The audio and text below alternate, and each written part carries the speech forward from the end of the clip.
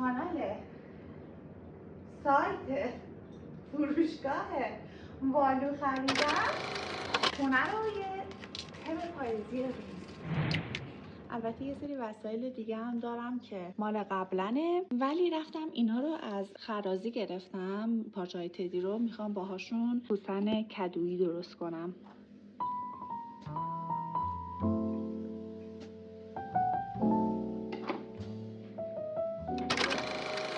خب به نظرم یه تغییراتی باید اینجا توی کافی بارم بدم که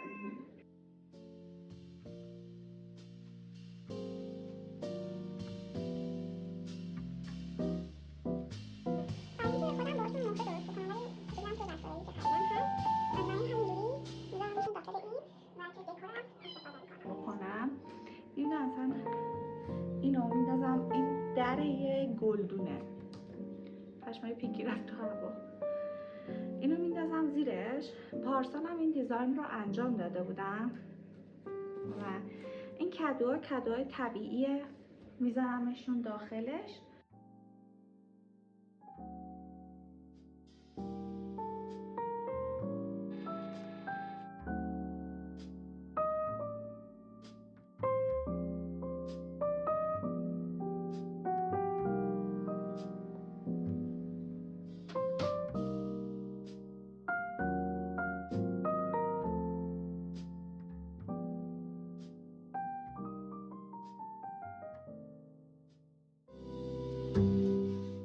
خب این قسمت خونم خودش تم پاییزی رو داره تا حدودی.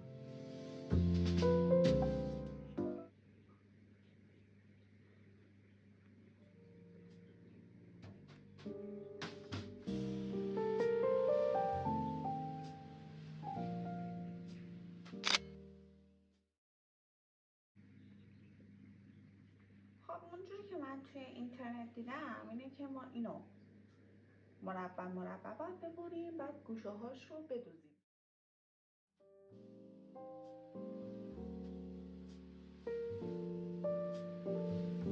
چرا شبیه اون تکه هایی شد که مامان بزرگا می‌ذاشتن پشتشو؟ 2 hours later.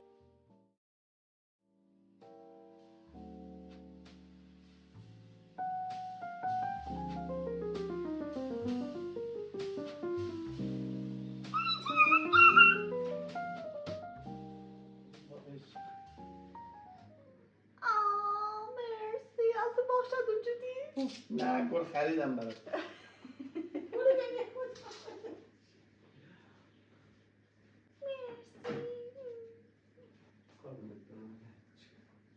تم پاییز.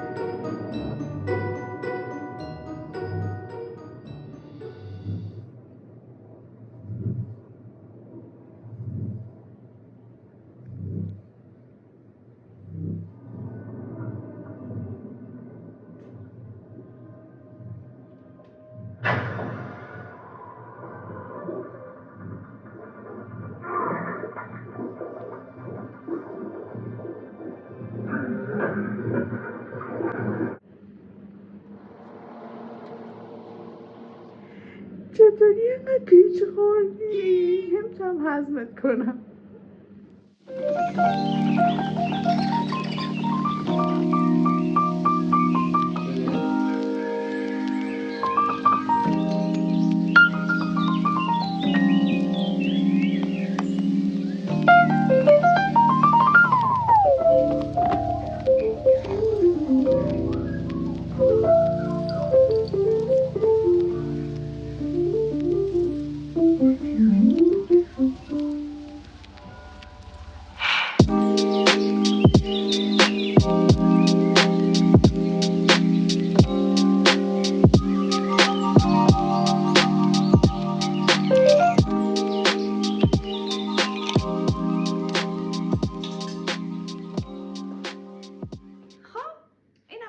ولاگ پاییزیمون.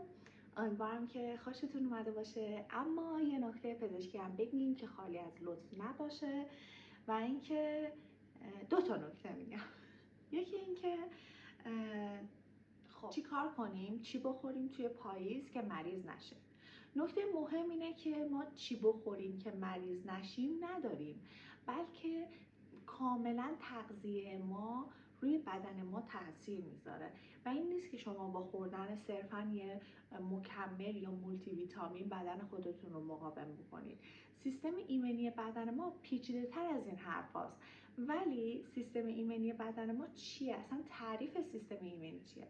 در واقع سیستم ایمنی بدن ما پلیسی هست واسه بدنمون که در مقابل میکروارگانیسم ها که مهاجم ها هستن و به بدن ما حمله میکنن بدن ما رو حفظ میکنه.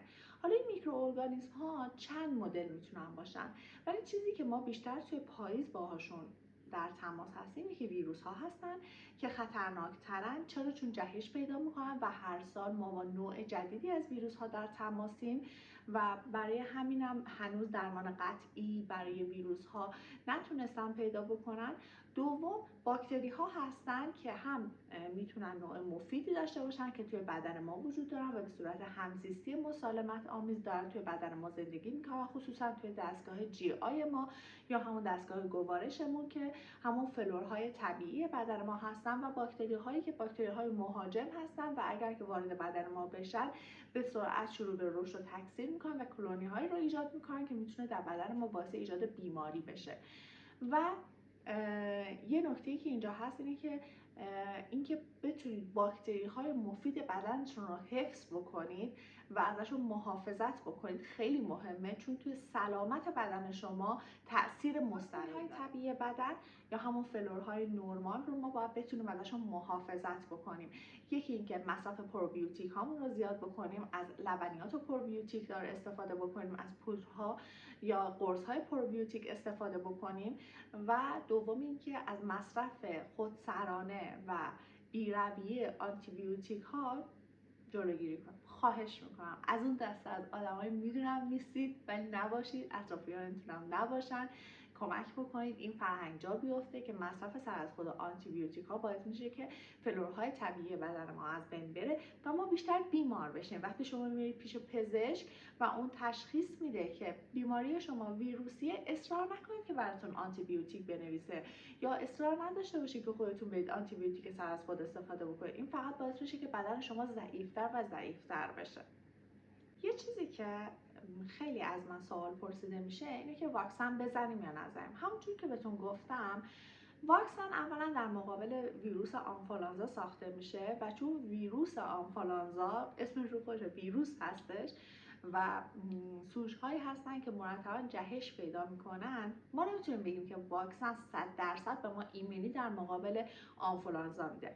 اما سوژهای قبلی رو که توی سالهای قبل وارد اجتماع شدن و باعث بیماری آدم‌ها شدن رو گرفتن و از اینها حالا 2 مدل واکسن میتونن ساخته باشن، یا اینکه ضعیف شده است یا اینکه از پروتئین های سطح ویروس استفاده کردن. و این واکسن رو وقتی که شما میزنید خب به بدنتون یه ایمنی نسبی میده، نه یه ایمنی قطعی و 100%. دو اینکه بدن شما اگر که بیمار بشه با سوژهای جدید هم علائم کمتری رو نشون میده. سوم اینکه چه کسایی باید اصلا این آنفولانزا رو واکسنش رو بزنن. کسایی که بیماری زمینه‌ای دارن واقعا واجب تره که واکسن آنفولانزا رو بزنن تا بدنشون یه مقداری ایمنی پیدا بکنه و در واقع آمادگی این رو داشته باشه که اگر که با یه سوژ جدیدی هم ارتباط برقرار کرد در واقع از خودش اون مقاومت بیشتری رو نشون بده. چه چیزهایی روی سیستم ایمنی بدن ما تأثیر میذارن؟ ببینید چیزایی که روی سیستم ایمنی بدن ما تاثیر میذارن اینکه مواد خوراکیه که ما مصرف میکنیم، تغذیه ما در تمام طول زندگی، نه اینکه ما فقط صرفا توی این چند ماه یا زمانهایی که در معرض خطر هستیم و احساس میکنیم ممکنه سرما بخوریم بیایم یه سری مکمل ها رو استفاده بکنیم. خوبه استفاده از مکمل ها، خیلی خوبه، ولی باید تغذیه ما در تمام طول زندگیمون درست باشه. تغذیه درست یعنی که ما مصرف آنتی اکسیدان هامون رو بالا ببریم. چرا؟ چون وقتی که سیستم ایمنی ما داره فعالیت میکنه، آنتی اکسیدان ها در واقع به عنوان کوفاکتورها وارد این چرخه میشن و باعث میشن که اون آنتی بادی ها، اون سایتوکاین ها، اون اینترلوکین ها بهتر تولید بشن و راحت‌تر بتونه با بیماری مقابله بکنه. اینکه چه موادی رو باید مصرف بکنیم، یکی اینکه مصرف آنتی اکسیدان هامون رو ببریم بالا، دومی که از موادی مثل امگا 3 بیشتر استفاده بکنیم، ماهی ها و مواد غذایی که حالا این مواد غذایی رو براتون میذارم گوشه تصویر، مطالعهش بکنین و کلا میتونید از نات ها یا در واقع مغزیجاتی که امگا 3 دارن بیشتر استفاده کنید، از ماهی ها بیشتر استفاده بکنین توی تغذیه روزانه‌تون. و بعد اینکه طبیعت با ما صحبت میکنه. به طبیعت نگاه کنین، طول روز کوتاه میشه و طول شب بلند میشه. یعنی اینکه شما باید خواب کافی داشته باشین و داشتن یه خواب کافی باعث میشه که سیستم ایمنی بدن شما مقاوم‌تر بشه و خودش تقویت بشه. اگر شما خواب کافی نداشته باشین، به خاطر که سایتوکاین های التهابی بیشتر توی بدنتون ترشح میشه و میزان تولید کورتیزول توی بدن خیلی میره بالا، باعث این میشه که سیستم ایمنی بدن شما ساپرس بشه و ایمنی بدن شما بیاد پایین‌تر. بنابراین یه خواب کافی بسیار برای اینکه سیستم ایمنی شما خوب کار کنه و شما بیمار نشین در طول پاییز و زمستون خیلی مهمه. نکته بعدی اینه که ورزش کنید. ورزش کردن حداقل 30 دقیقه در روز و 5 روز هفته میتونه به این کمک بکنه که اکسیژن به میزان بهتری به بافت ها برسه و در واقع تولید آنتیبادی ها رو بهتر میکنه، به گلوبول های سفید ما و تولید گلوبول های سفید بسیار کمک میکنه و سیستم ایمنی بدن ما رو قوی تر میکنه و لول آپ میکنه. یه نکته دیگه اینه که استرس رو توی بدنتون مدیریت بکنید و نذارید که بدنتون توی شرایط استرس خیلی زیاد بمونه، چون استرس باعث تولید هورمون‌هایی میشه که ایمنی بدن شما رو میاره پایین در طولانی مدت و التهاب رو به صورت مزمن میکنه. ببینید التهاب به صورت حاد و ناگهانی وقتی که در اثر یک آسیب ایجاد میشه خیلی هم خوب و مفیده، ولی زمانی که شما با لایف استایل اشتباهی که دارین، مثلا خواب خوب ندارین، غذای درستی نمیخورین، آنتی اکسیدان به میزان کافی بدنتون نمیرسونید، این التهاب رو بالا میبرین و این التهاب تبدیل میشه به التهاب مزمن. التهاب مزمن باعث یه سری از بیماری ها میشه که بهشون میگیم بیماری های زمینه ای. مثلا خوردن بیش از حد چربی ها باعث میشه که شما کم کم سوق پیدا کنید به سمت بیماری قلبی و بیماری قلبی یک التهاب مزمن برای شما ایجاد میکنه توی بدنتون. یا خوردن بیش از حد شیرینی ها شما رو سوق میده به سمت دیابت و اون یه التهاب مزمن توی بدن شما ایجاد میکنه.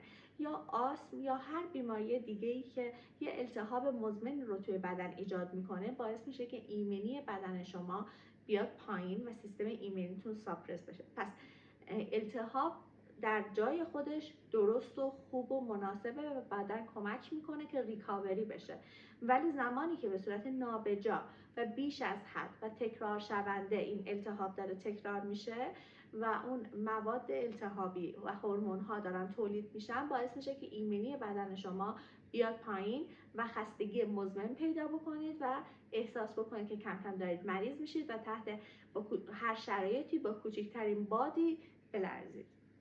خلاصه اینکه بیدی نباشید که با این بادا بلرزید. نکته دیگه که میخوام بگم، رسیدیم به قسمت شیرین قضیه که احتمالاً همتون دوستش داریم. چی بخوریم؟ چه مکملایی رو بخوریم؟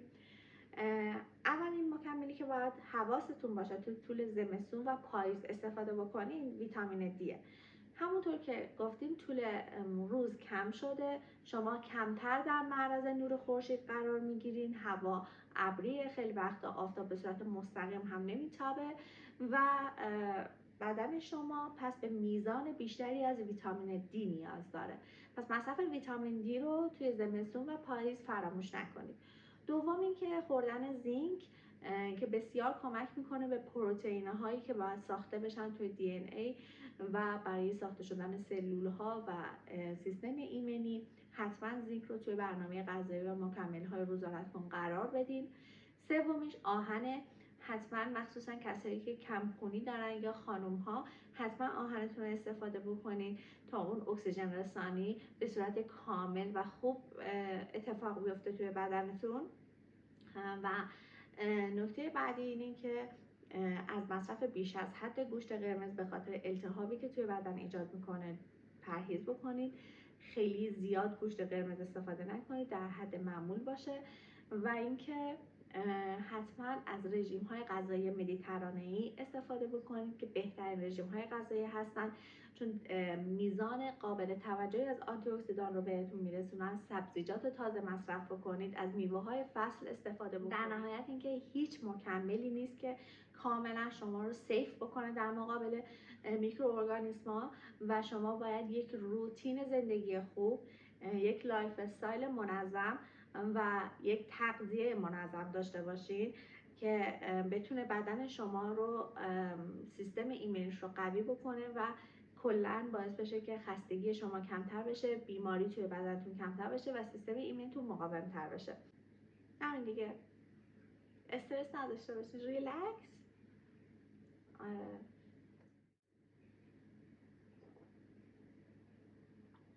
یاد اون موقع افتادم که کنکور درس میدادم. اگه شاگرد من بودید های. تمام شد؟ آره. نه. چرا خسته یه نباشی. چیزی. من یه چیزی میخوام بگم خب بفهم. که خیلی اذیتم میکرده. من میخوام بگم دیگه، دور میخوام بگم. ازدواج با من بود؟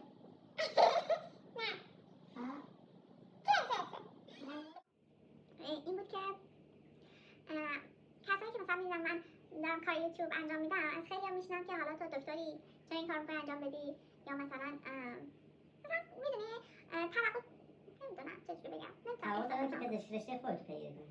خب اینم رشته خودمه، ولی خب من درسته من پزشکم و قسمت زیادی از زندگیم این قضیه هست و نمیتونم این قضیه رو از زندگیم جدا بکنم. اما خب هر کسی که در یه موقعیت اجتماعی هست، خب چه پزشک باشه چه مثلا تو مهندس باشه، دلیل نمیشه که فقط توی اون مسیر فعالیت بکنه و میتونه که توی مسیرهای دیگه هم باشه و حتی این ترسیدن از اینکه جاج بشم و قضاوت بشم خیلی جاها نذاشت که فعالیت خودم رو ادامه بدم. خیلی وقتا استوپم کرد. اما این به نظرم به خاطر اینه که ذهن جامعه ما خیلی شرطیه نسبت به هر چیزی. یعنی شما در هر فیلدی که فعالیت بکنید فکر میکنن که باید نوع خاصی لباس بپوشید، نوع خاصی غذا بخورید و نوع خاصی رفتار بکنید و انسانها رو توی قالب‌های مختلف میذارن و کتگوری‌های مختلف دسته‌بندی میکنن. ولی آدم تواناتر از این حرف هاست. آدم ها میتونن مولتی تالنت باشن و کارهای مختلفی رو که دوست دارن انجام بدن و درگیر این حاشیه ها نباشن که چون تو مثلا بازیگری، چون تو شاعری، چون تو نویسندگی کار دیگه نمی‌کنی. ولی من در کنار اینکه پزشکی خوندم نویسندگی کردم، در کنارش شاعر هستم، در کنارش از وقتی که یادم میاد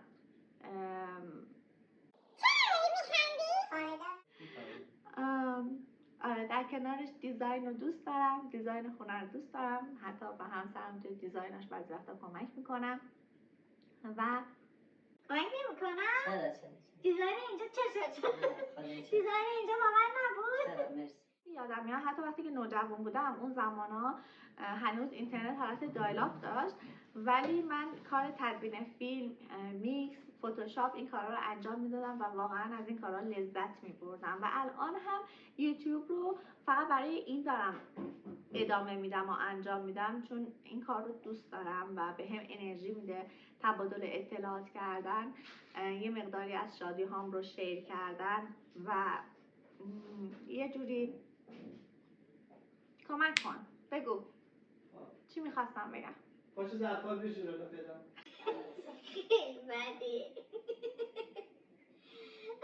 گیر بدجنس ترین آدم روی زمین افتاده. آره دیگه همین دیگه، دوست دارم که با آدمای دیگه شیر بکنم، مثلا که اینجا غریبم، تنهام، تعداد دوستام شاید کمتر از انگشتای دست من و شماهایی که ویدیو من نگاه میکنید همتون دوستای منید. I love you به خدا، به قول شیما. و لایک و کامنت و سابسکرایب یادتون